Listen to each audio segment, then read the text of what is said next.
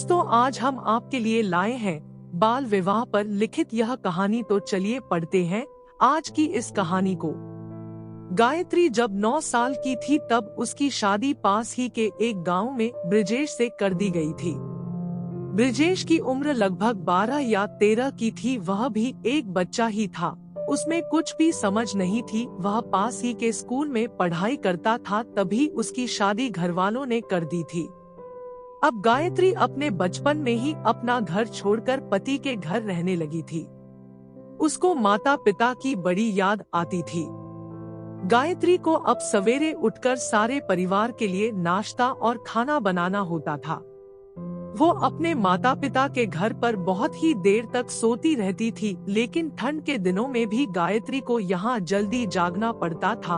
अपने घर का सारा कामकाज करना पड़ता था और उसकी सास उस पर हुक्म झाड़ती थी। गायत्री की उम्र अभी खेलने कूदने की थी, लेकिन बेचारी अपने बचपन को खो चुकी थी। वह घर में सभी के कपड़े धोती और जब अकेली होती तो रोने लगती थी। उसको अपने बचपन की बड़ी ही याद आती थी। गायत्री की हंसी शादी के बाद लगभग खो चुकी थी। वह उदास होकर अपने बचपन के दिनों को याद करती रहती थी कि किस तरह वो अपनी सहेलियों के साथ स्कूल में खेला करती थी। शादी के बाद गायत्री के ससुराल वालों ने उसका स्कूल जाना भी बंद करवा दिया था, जिस वजह से वो अधिक पढ़ाई नहीं कर पाई।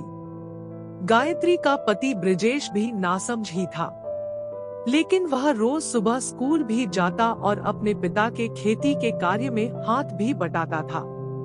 गायत्री बहुत छोटी थी, इसलिए उसे ठीक तरह से रोटी बनाना भी नहीं आता था। सब्जी भी वह ठीक तरह से नहीं बनाती थी, जिस वजह से उसके ससुराल वाले उसे हमेशा ताने देते थे। वह उनके तानों को सुनते सुनते हमेशा दुखी रहती थी। वह सोचती थी कि काश लड़कों की तरह मुझे भी शादी के बाद पढ़ने का मौका मिल पाता, या मेरी इतनी जल्दी शादी नहीं होती तो कितना अच्छा होता, तो मैं अपने स्कूल जा पाती और पढ़ाई कर पाती। यह सोचकर गायत्री हमेशा दुखी रहती। एक बार वह अपने पति के साथ अपने मायके घूमने के लिए गई। तब उसने अपनी माँ से कहा कि माँ, मैं पढ़ना चाहती हूँ, लेकिन मेरे ससुराल वाले मुझे पढ़ने नहीं देते। मुझे कई तरह से परेशान करते हैं। मेरी सास मुझे ताने देती है। तब उसकी माँ ने यह कहकर उसकी बोलती बंद कर दी कि अब तुम्हारी शादी हो चुकी है, अब तुम्हारा घर यह नहीं है, अब तुम्हारे ससुराल वाले जो कहे वह तुम करो, हम इसमें तुम्हारा कुछ नहीं कर सकते। अपनी माँ की बात सुनकर गायत्री काफी दुखी हुई। बेचारी बच्ची, जिसको अपनी माँ से थोड़ी बहुत उम्मीद थी, उसकी सारी उम्मीदें टूट गई। वह अपने पति के साथ ससुराल वापस आ गई। अब ससुराल में गायत्री की सास उससे और भी ज्यादा जोर जबरदस्ती करती, उसे ताने देती और दहेज की मांग भी करती। एक दिन रोज रोज के इन तानों को सुनकर वह इतनी दुखी हुई कि उसने आत्महत्या करने का फैसला कर लिया। और बेचारी बच्ची, जिसकी उम्र अभी मात्र 12 या 13 साल की थी, इस दुनिया को छोड़कर चली गई।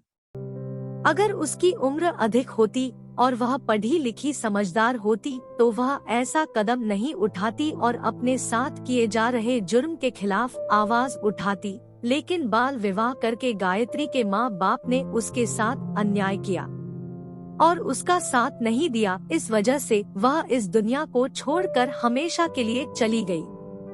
दोस्तों, यदि आपको कहानी पसंद आई हो तो इसे शेयर जरूर करें और हमारे चैनल को सब्सक्राइब करना ना भूलें।